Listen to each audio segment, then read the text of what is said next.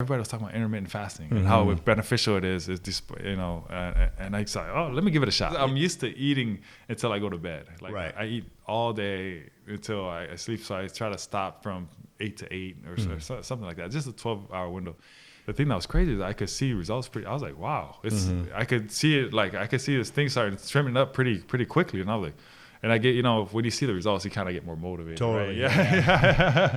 And so I was like, okay, let's do this. And then, went to a 16-hour window and then did a couple of 20s and 22s. But man, it's just been crazy for me because I went from, at the point when I started, I was like 290, 295.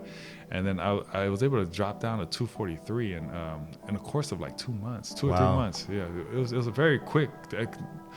Granted, I was doing everything else right. Sure, you're training. I was training. I was eating healthy, eating healthier, and I was sleeping right, and things like that. And that was just the last piece of the puzzle. And it just like, I was like, oh my God, energy was better. I just felt younger. You know what I mean? Like even all my friends and everybody I was working with is like, man, you look younger, and my workouts, I was able to have more energy throughout my workouts, and I was just like, man, it feels like I'm back in my 20s.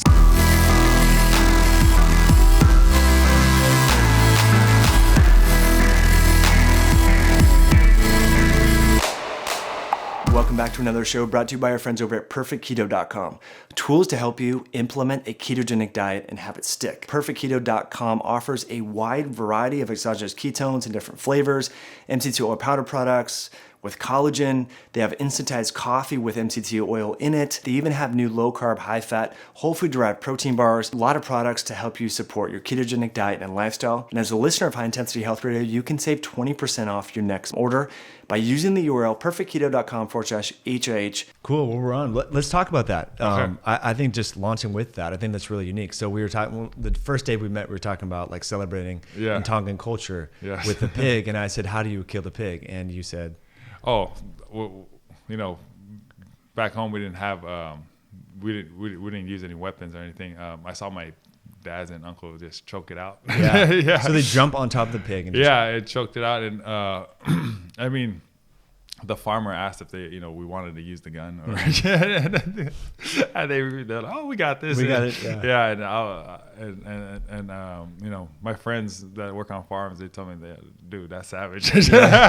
Seriously. Yeah. So it can't go quick. Like, how is this? 30 seconds, 40 seconds? Like, well, no, you guys are pretty big, so you can handle a pig. Yeah, and it wasn't like a huge bore, right? Yeah. So it wasn't like a massive thing, but it took about 40 seconds to a minute. Yeah. How old were you when you first saw that?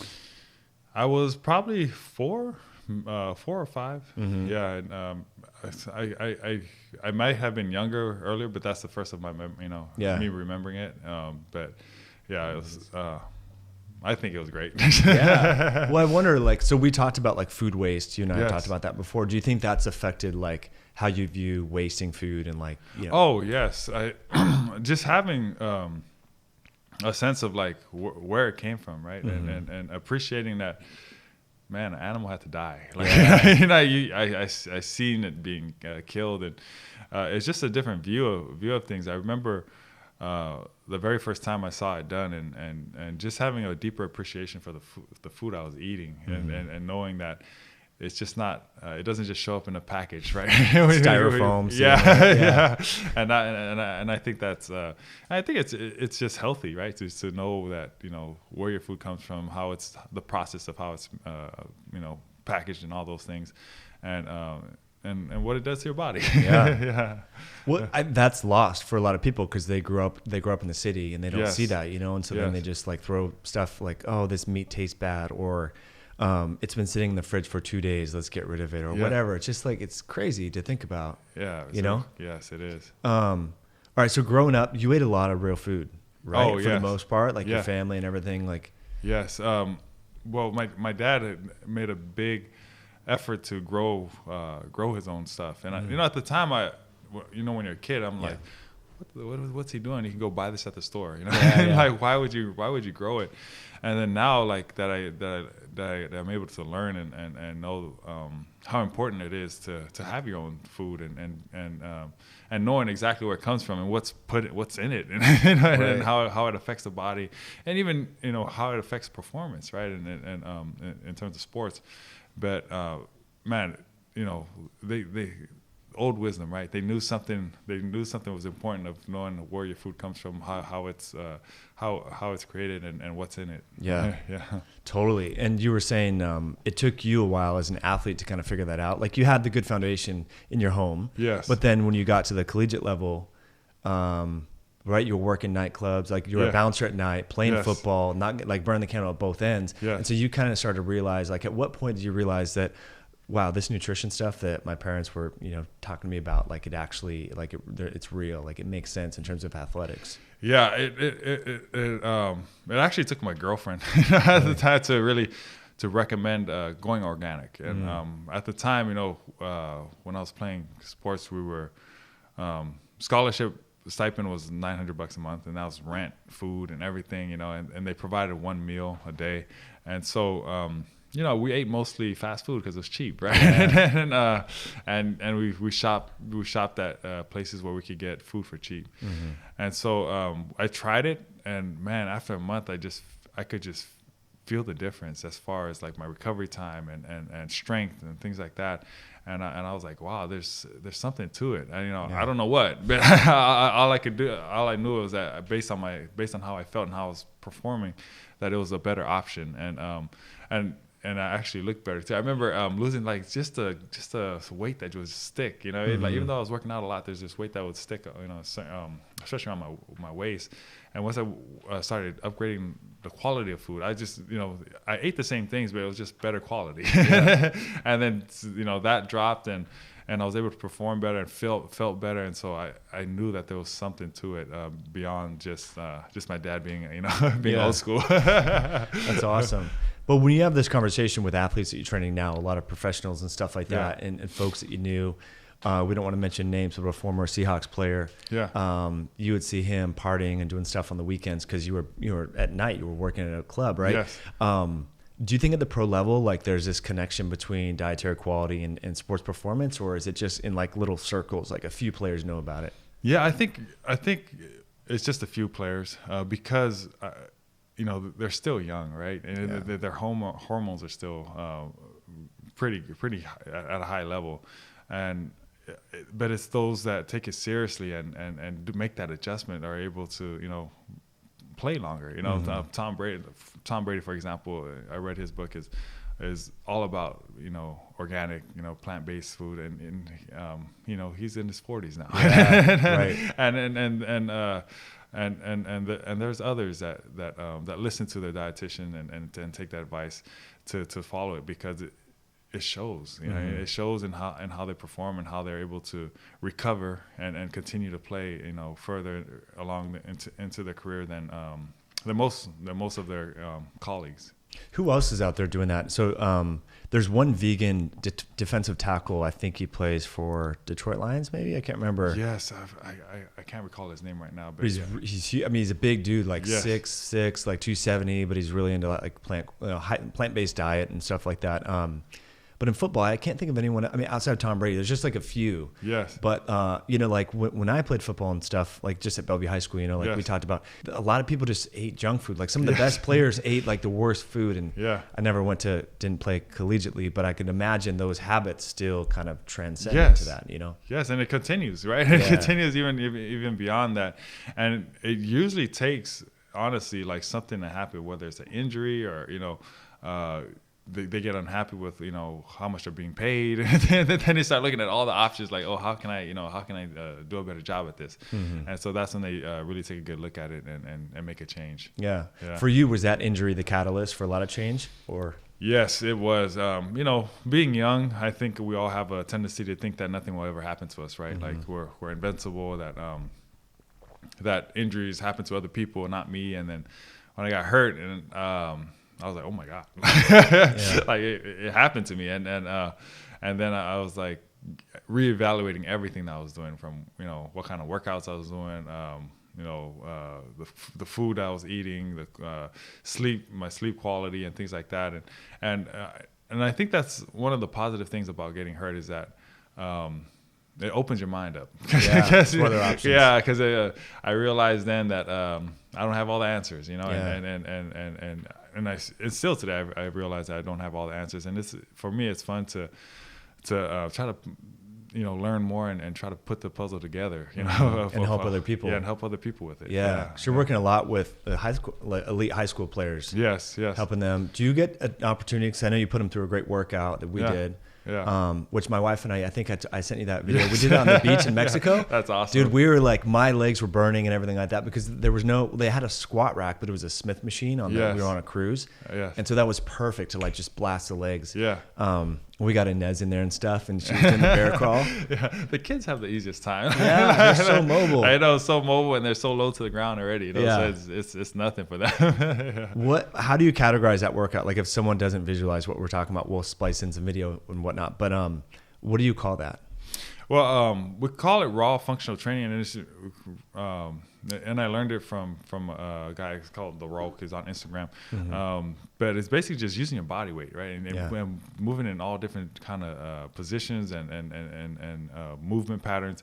And the goal is to just is not only to create get the body in positions to strengthen muscles and stability in your shoulders, hips, and core, but get you to the point where you're uncomfortable, right? Yeah. And to the point where you're fatigued and you think you're going to quit, but continue to push beyond that. Mm-hmm. And I think that's one of the things that when you're learning so much things that that's out there, that you get away from some of the stuff that's really good. But one of the reasons I like it a lot is because we're only using body weight, so we're not going to get anybody hurt, right?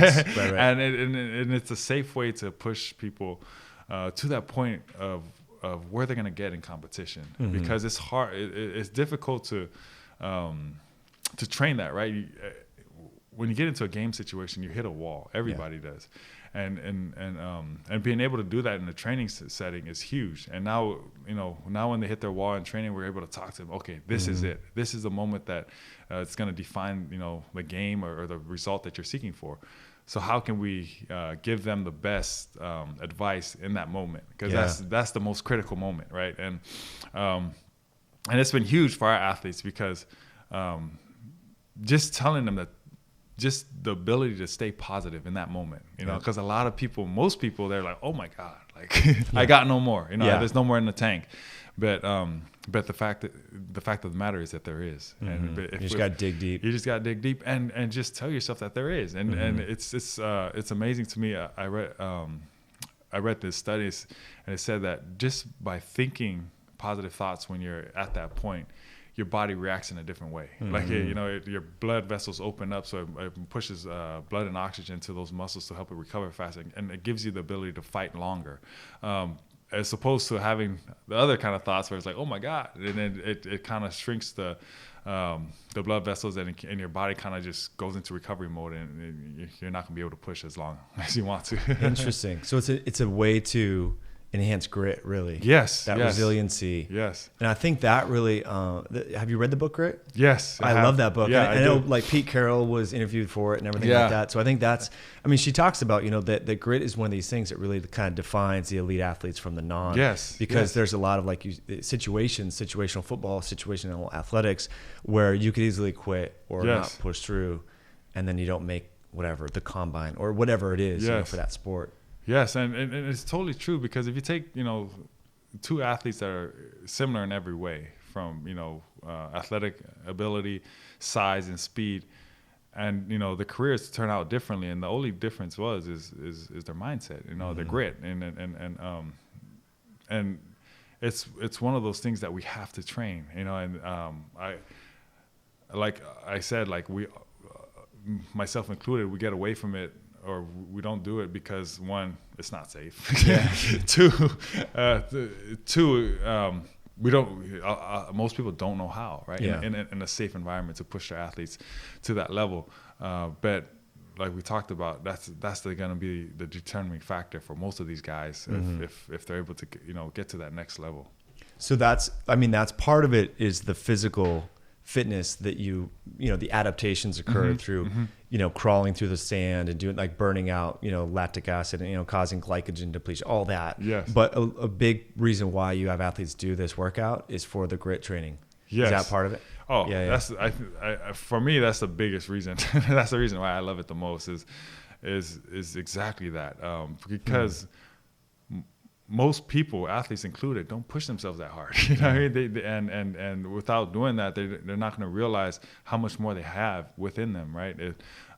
If the first time they ever experience getting to that point is in a game, they're usually going to fail, right? Yeah. Because they're so uncomfortable. They're going to just quit. Right, but if you get them to that point where they're extremely uncomfortable while we're training, and then get them to push beyond that, they have a better chance when they get into a game situation. It doesn't guarantee it because game situation poses a lot of different things, but it gives us a better chance. Yeah. Remind me, we don't want to mention names, but there was a professional athlete that you trained, and he came to one workout and was like, "Oh, this is too hard, man." Yeah. So it's difficult. I'm not gonna lie. And the thing that made it harder for him, he was a nose tackle, 350 pounds. And then I see. Crawling is a little when you're that heavy, it's tough. It's tough. And we went and crawled a couple times down and back, and we tried to do crabs, and he's like, "No, that's it." He just walked out. He just walked out, and I try to get him to come back. But I realized that he wasn't willing to put himself in that situation. And we weren't gonna be able to do anything from him because he's not he's not used to being uncomfortable, right?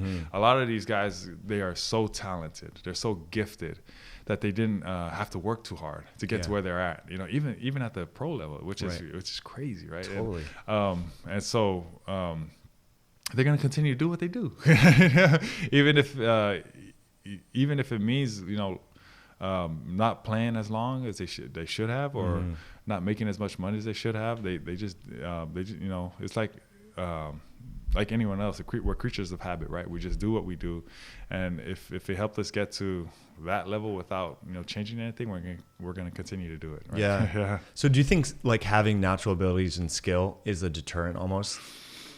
I think not experiencing any hardship, with the natural ability is a deterrent.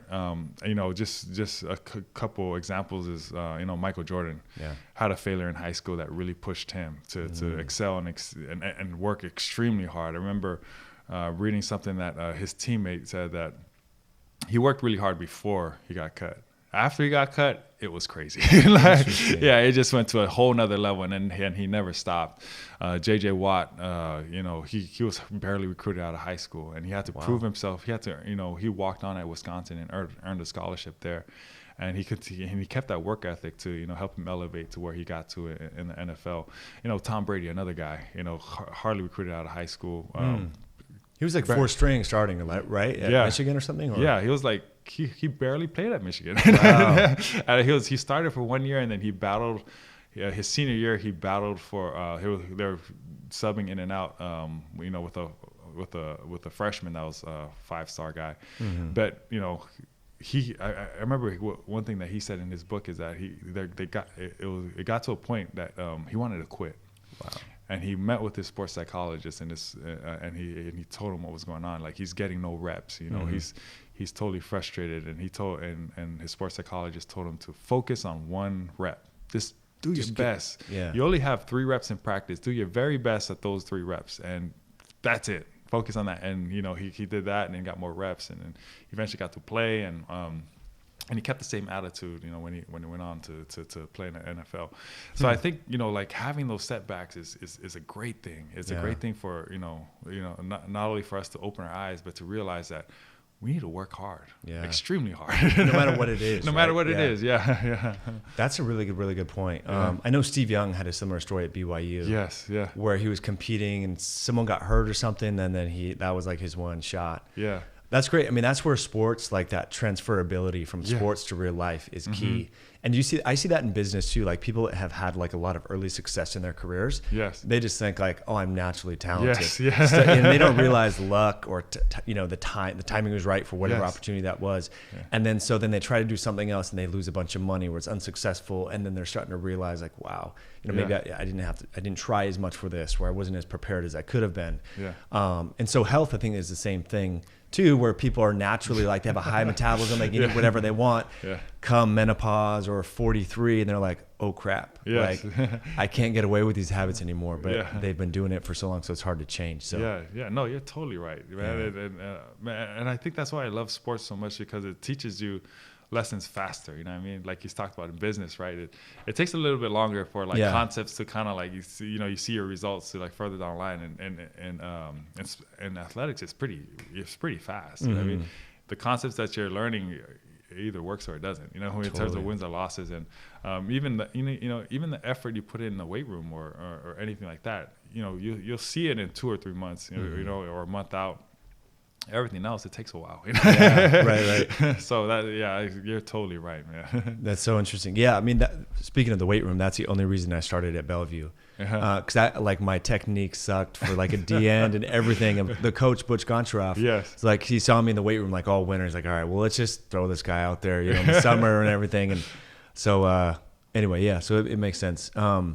But let's talk about some things you've learned recently in the last year or whatever. Yes. Time restricted feeding has been big for you for just helping to stay lean. Yes. You were saying, so you recently went back home to Hawaii. Yes. And ate all the same food, but compressed the feeding window. Yes. What happened? Yeah. I gained no weight for the first time. And I was really, really surprised, like you said, we have our habits, and I could eat whatever I wanted when I was young, and I could gain no weight, nothing like that. And it was only recently, like I swear, it was only like 4 years. I was, the weight here wasn't going off. It was actually compounding. And I got up to a point where I was like, man, 315. And I was like, that was the biggest I've ever been in my life. Where are you at right now? Right now I'm at 247, 250 around there. You're like 6'6"? 6'6", to give people a reference. Yeah. All right.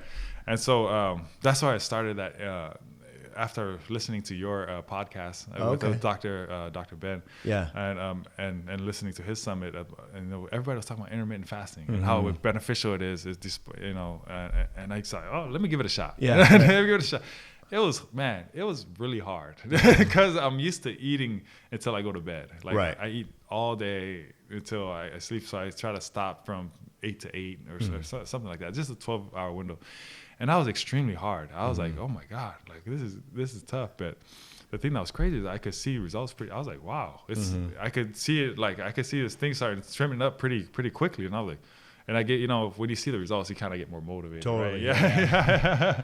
And so I was like, okay, let's do this. And then, went to a 16-hour window and then did a couple of 20s and 22s. But man, it's just been crazy for me because I went from, at the point when I started, I was like 290, 295. And then I was able to drop down to 243 in the course of like 2 months, 2 or 3 months. Yeah, it was a very quick.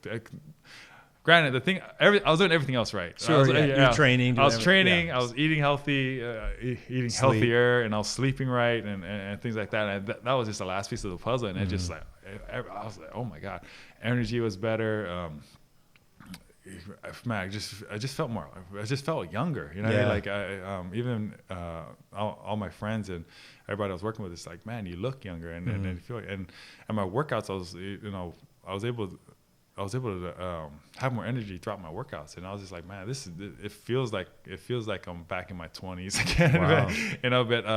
But it's extremely powerful, and like you mentioned, going back home, just to give you reference, like in college, when I go back home, 1 week I can put on easy 25, 30 pounds. Whoa. Easy. Because food I haven't had in a while. And, I constantly eat from, time I wake up to the time I go to sleep. And, also drinking as well. But but this time I still ate the same kinds of foods, but I kept it from 12 to 8.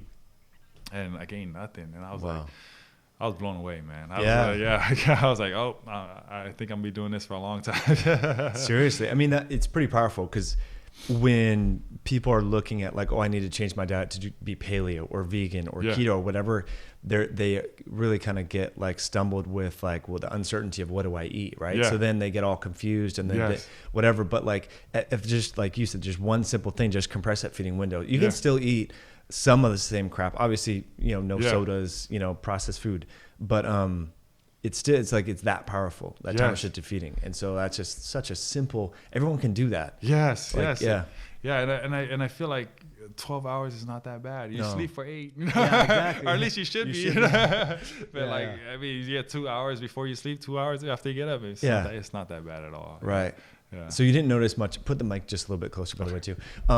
You didn't notice much in terms of strength declines or anything along those lines? Only, to be honest, only in my bench press, but again, I'm lifting when I haven't had food in my stomach. So I see. And it's just the power. I'm like, it's funny because repetitions is better, but like just power, is something I have to give up. And and for me, it's like, I'm not gonna play football again. At this point, why? Yeah. So I'm still able to, lift over 400. I'm not gonna, probably get over 5 again, but it's okay. I'm not gonna get paid for it, so who cares? It's fine. I'm a lot more healthier now, so Totally. I would give that. I would go for healthier any day. That's awesome. Yeah, that's great. And you're still squatting pretty heavy, yeah?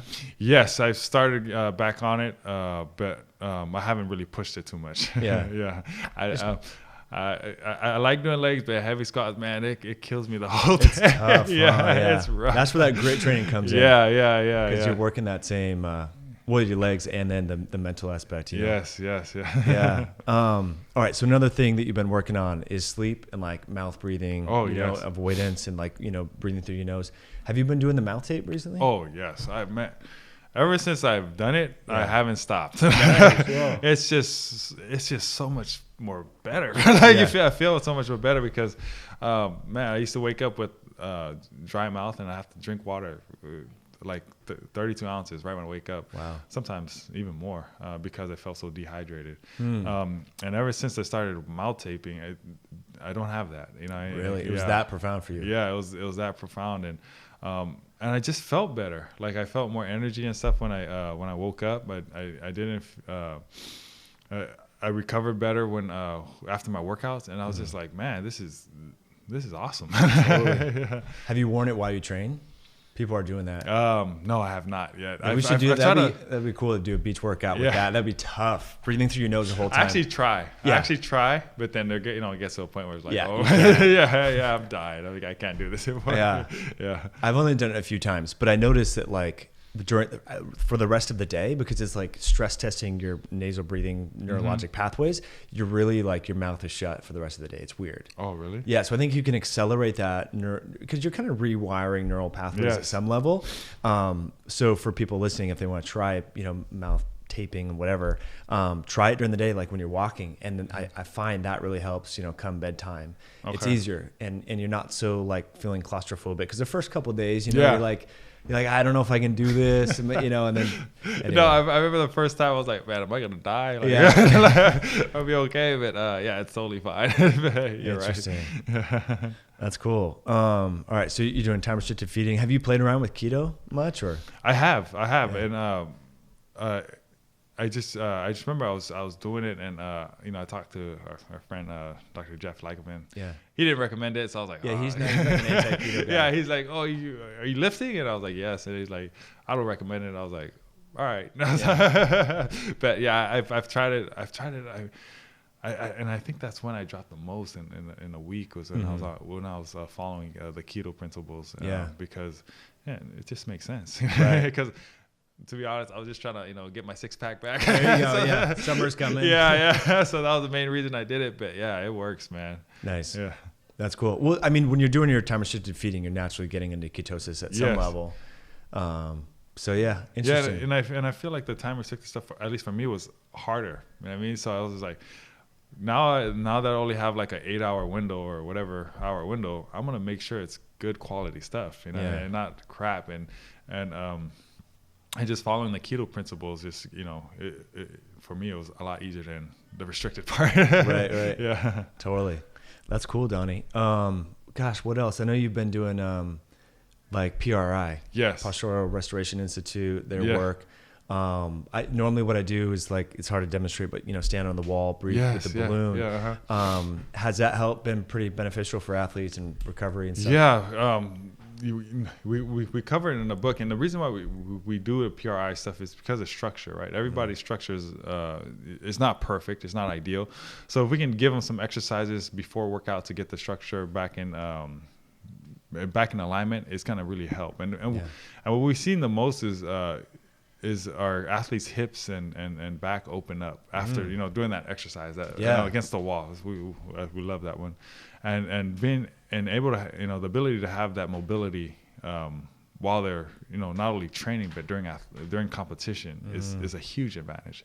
I remember after my foot injury, I lost mobility in my hips, and in playing line, it's all about leverage, right? Yeah. It's whoever gets lower, and that's when I realized I started losing a lot more battles. Is that right? Yeah, because they just push you over gravity, right? Yeah, gravity, right? I was higher, right? I was higher, and I wasn't able to get as low. And even though most of the guys I was playing against, I was stronger than them in the weight room. I wasn't able to get lower. So that's one of the big reasons why my performance fell off. Mm-hmm. But being able to do those simple exercises, right before you work out is a huge advantage for athletic performance. So you like to do that. So it's right before, so the PRA, and we can show some video and stuff like that. So it's before to open up the hips and the back. Yeah. And so it's like in real time, or is it more like after you do this for months, then things start to open up? It happens slowly, right? Mm-hmm. Yeah. So people are different. Some people are like, it happens quickly, and other people it takes a while. So for me, it took a little bit longer. For some of our younger athletes, it happens faster, because they're so young, right? And they're so any kind of information that you give them, their body adapts way more faster. So it just depends. The older the people are, probably the longer it'll take. Totally, because they've had all those years of bad breathing and everything. Yes. I mean, what an advantage now. Could you imagine going back to being like 15 years old as a young athlete? Yes. And all the tools that we know and with the internet? Yes. Like your progress could be like exponentially, or your direction in sports could be so much different. Yes. We didn't know this stuff. We didn't know a lot of this, right? I mean. Yes. No, and you're right. And there's just so much great information now, that totally. People that are seeking good information and things that they can do to help their experience, it's out there. It's it's just you just gotta find it. But one of the reasons that I really wanted to write the book and things like that is there's also a lot of bad information out there, right? And so what I put in there is what I found that worked, things that worked, and I'm still learning a lot. Still learning some things that I'm pretty excited about, but it's good to have a guide to kind of keep you safe, because there are a lot of things out there that are not good, right. Especially supplements and and all that other stuff. So you just got to be safe. Was there a lot of that supplements, but also drug use? You see it in the collegiate level with guys, or? Yeah, I've supplements for sure. Mm-hmm. Everybody's on something. Creatine, right? Or this or that. Creatine, whatever. And I think that we could have done a better job as far as like, what's the healthiest options here? To give us like guidelines of things that we should if we wanted to get creatine, these are probably the better ones to forms get. And excipient filler. Yeah, because there's a lot of even that there's a lot of bad things out there. Totally. We knew that there were guys on the team, using stuff that probably shouldn't be using. But the funny part is that it helped as far as like strength and things like that, but it didn't translate. It didn't translate on the field, right? Interesting. So there's things out there that they're gonna help your strength and things like that, but at the end of the day, performance, it comes down to performance. Does it help your performance? And it's gonna be different for each person. Yeah. Yeah. Who's the DN he was in the Steelers and then now he's at the Packers? He's huge. So he does a lot of like fitness stuff. No, he's with the Harrison. He was with New England. Okay. Yeah, is he with the Packers now? Or did I say that wrong? Yeah, I think he's in New England. Yeah. Yeah. He does. Yeah, he works. He is strong. That guy's strong. Yeah. So anyway, but that's one case where that in the gym strength really transferred to on the field. Yeah. But sometimes it's not always like that. Yeah, and the reason that I found is that their movement quality is poor, right? Like you get these athletes that are super strong in the weight room, and they're not that, they're ineffective on the field. You take them through the cross series, they're going to have a really hard time. It's because all those, the stabilizers and things like that are not strong, and they're not that mobile as far as being on the field. Because they're only moving their body in those certain movements, right? Yeah, whether it's squat, bench, or deadlift, or cleans, that's the only movements that they're giving their body. But if you open them up and do all these different other movements, it's going to really help them out. Yeah. Now, how would you integrate that? And so if someone's doing like a traditional kind of bodybuilding workout, maybe powerlifting or CrossFit, you called it the crawling series? Yeah. Okay, yeah. So we'll just call it that from here on out. How would you integrate that, like on a rest day or like double up, or how would that? Well, you can get creative with it. You can either do it as a warm up, you can do it as a finisher, or you could even take components and like add it to what they're doing, right? Yeah. So like you can take, so if somebody's doing a squat, you can go, okay, between your rests, you can crawl, you can do some, the side gorillas, and obviously not to fatigue and failure, but just to get the movements in, right? Yeah. And do it that way. So there's many different ways that you can do it, but the most important part is that you do it, and then put your body into those different positions, so it can adapt. And the crazy thing is that whatever you do, whether it's bodybuilding, powerlifting, athletics, it helps everything, Totally. because you're working your body in different forms. It's awesome. I was I think I told you this. I was sore like in weird like different spots, like the insertion of like glute hamstring for like 5 days. I'm like, dude, I haven't been this sore from squatting or anything in years, man. So it was good, dude. So like in an ideal world for just overall health, muscle health, would you recommend doing the crawl series like once a week or twice a week or? Yeah, once a week is great. Twice if you're working out a lot, and especially for athletes, I think twice a week would be great. But I think once or twice a week would be awesome. In sand, is that what you found to be good? I like to change up the surface just because it gives you different feedback, right? If sand is great. I like grass, I think grass is awesome. Yeah. And for most people, just an open space in the gym is good. So, but as long as you do it, there's benefit to it. But I think there's more benefit when you get into the grass and sand surfaces. It's a little bit more undulating. The sand was tough. Yeah. Because we're not used to that. But it was. But you kind of overcome a lot of obstacles because people say, I can't squat because I have a bad my hip, my knee, my whatever. But with this, I mean, like you said, you're not loading up the spine. Yes. You can really, anyone can do it. And it's going to work muscles that you like can't really work in the gym. Yeah. And you can, but it's hard to isolate. Yes, it is. So, it is. And that's one of the reasons I like it so much. It's awesome, Donny. Yeah. Gosh, what else? So you're doing that with a lot of high school. Yeah, teams. I do. So I do it with all my athletes. We use it as a warm up, and some days we use it as a warm up, and then we do a workout routine based off of those movements, and that's all we do. Yeah. And we would probably do that once or twice a week as well.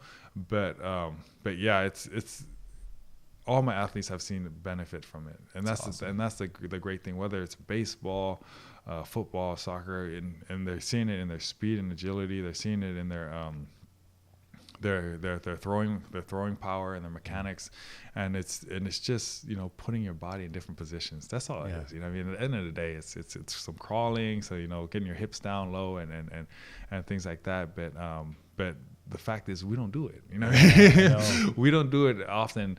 And someone asked me like, why is crawling so important? And I tell them like, one of our primary movement patterns is crawling as a baby, right? If you look at a baby, the first thing that they do is roll, and after they roll, they start crawling. And when I went to the primary movement course, they had some studies there saying that when people stand shortly after rolling without crawling, they experience a lot of back pain later in life because they don't build the neuromuscular strength, you know what I mean, to support that spine when we become upright. And so the best thing you can do is get back on the ground and start crawling. Okay. Yeah. And so and when you can't do those fundamental movement patterns of like rolling and crawling properly, it's going to affect everything else, whether it's your running, whether it's your pitching, whether, you know, whatever you want to do athletically. So I feel like that's the foundation. And if you don't have a good foundation, there's only so much you can do athletically, you know, to compete. Yep. Yeah. Yeah. And you're working with a pro tennis player, female. Yes. Yeah. You got her doing this and right? It was like at first, now she's doing a lot better, but at first it was really hard. It was it was extremely hard. And and I know, you know, because in tennis, they probably do the traditional workouts where they're squatting, you know, they're doing all same old stuff, and they're not putting their bodies in those positions, right? And then it was really difficult when she first started, and we only did it like maybe 3 times before she went back out and started playing, but she was amazed at how much faster she was, how much more powerful she was in her hitting, and she was able to get to shots that she was never able to get to in her career. And so she's super excited, and we are as well, because, you know, it's just the beginning. We've fully trained for 3 weeks total with her, and so we're excited to see where we can take it. And the fact that it was that transferable that quick. Yes. In her sport, you know, was really cool. Yes. Yeah. So that's awesome.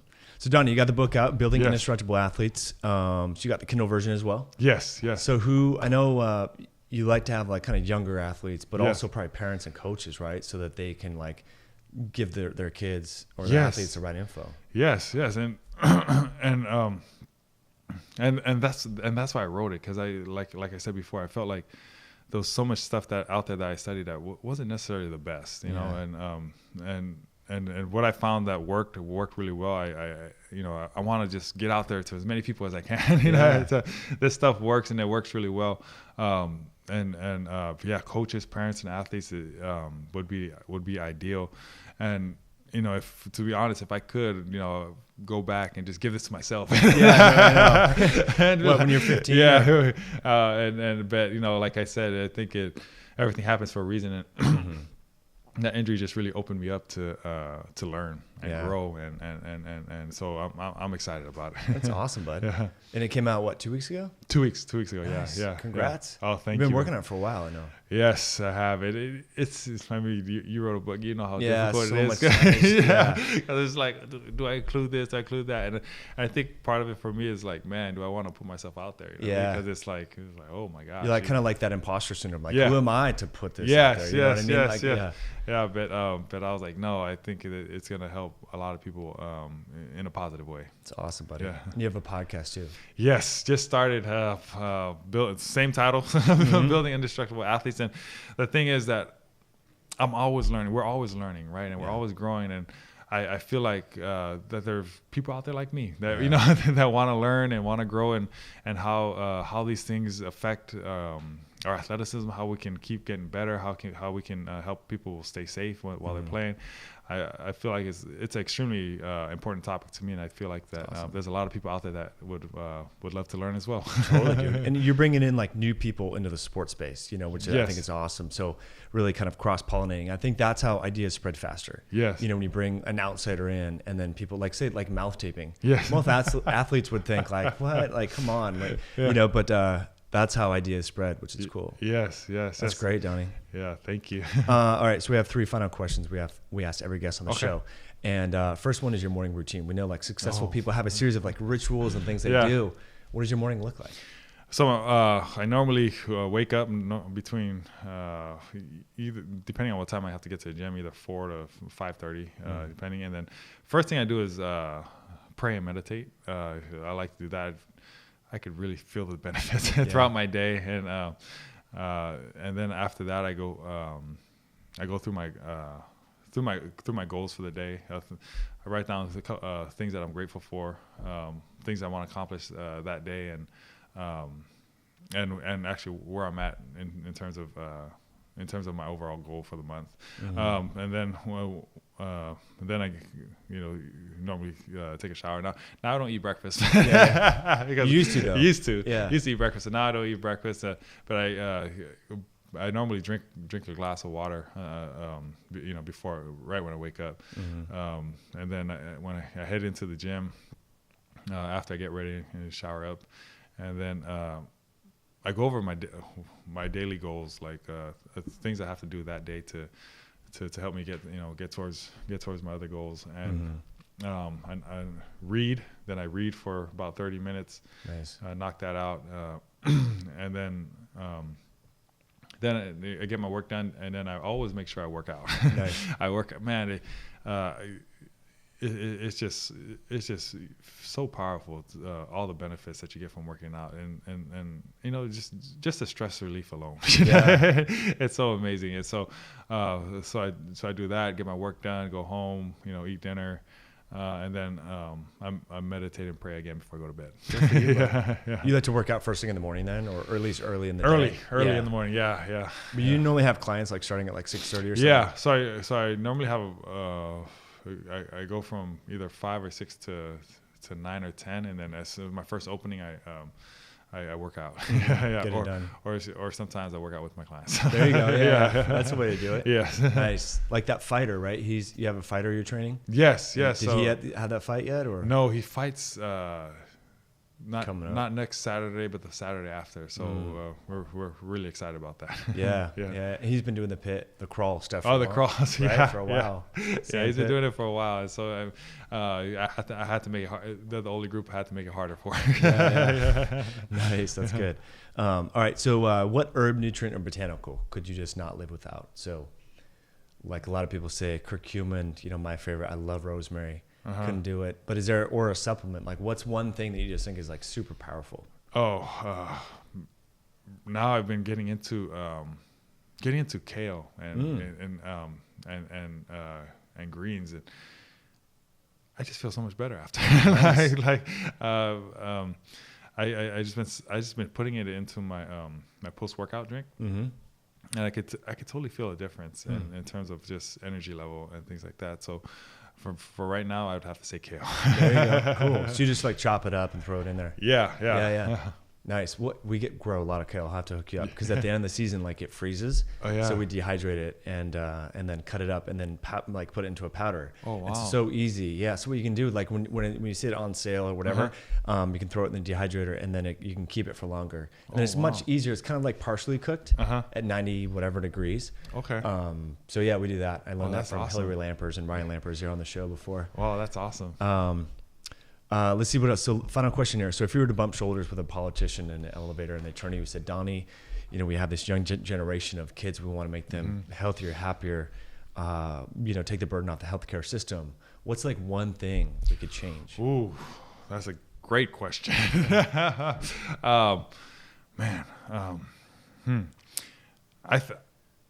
I think more important than exercise is probably their food quality. I mean, the food quality that they're getting in schools in public schools for the most part is not that good, and if we can get them real food, just real food from that's grown organically, I feel like it's going to have a bigger impact than exercise. And I think they're both important. I think, but if we could do one thing, I think it would be the nutrition aspect. If we give everyone access to great nutrition, I think it's gonna give them a better foundation. Totally. Yeah. And I mean, you've seen that back at home, right? Like really healthy people with warrior genes, Tongan warriors, when they start eating crappy food, their health falls apart, right? Yes, it falls apart, and it falls apart real quick. It's crazy. And I think I think there's a couple of components to it, but one of the facts is that not only do they start eating unhealthy, but they eat a lot of unhealthy food, because we still have the mentality that we're not going to waste anything, right? Everything that we buy or everything that we make is going to be eaten. Yeah. Nothing is thrown away, right? And if anything is thrown away, then it's pretty taboo, right, to throw food away. And so I think that's part of it, hopefully it could change. So, yeah. yeah. Do you see positive changes occurring like back in Hawaii? Or? Yes, I see people getting more in tune with how they did things in the past. You know, people are growing more of their foods. They're not adding chemicals to it, and it's becoming more popular, you know, on the islands. And at first, you know, I didn't know why, and now, you know, now especially being up here and there's so many resources here that people can get educated in. It's just a super positive thing. Yeah, it's really cool. Yeah, it's like. What do you like? Can you see it in the kids' teeth? Because you guys have really beautiful big teeth, you know, and stuff like that. Probably no orthodontics or braces. Do you see it in the younger kids where their parents are not eating as good and stuff like that? So there's developmental. Have you seen any of that? Oh, teeth for sure. Yeah, I totally could see it, and even my friends' kids that grow up on a farm. It's totally different. Like, you know, I mean, they can see it, and it's funny you mentioned that. You know, me and my wife were talking about that. Interesting. And it just looking at their teeth, and not only the teeth, then it translates to everything else, right? Yeah. The kids that are eating unhealthy are normally bigger, right? And at a younger age, which is unfortunate. Yeah. That's crazy. Yeah. Donny, really appreciate you coming on the show. Building Indestructible Athletes. It's available anywhere books are sold, right? Yes, on Amazon. It's on Amazon. Yeah. Sweet. And you got the Kindle version. Yes. Well, thank you for having me on, man. Yeah, buddy. It's been awesome. I'm sure we'll do this again. We did that YouTube live at Jeff's place. Yes. And like this was not working. So this is all dialed in now. So we got it dialed in. But if folks want to connect with you, where should they go online? Yeah. On social media, DM Athletics. We're on Facebook and Big on Instagram. And our website, dmathletics.com. Cool. Yeah. And then the podcast is in iTunes, Stitcher, all that good stuff. Yes, it's on iTunes and Stitcher. Sweet, buddy. All right, man. Thanks for coming on. Thank you very much, Mike. Yeah, it's great to connect with you as well.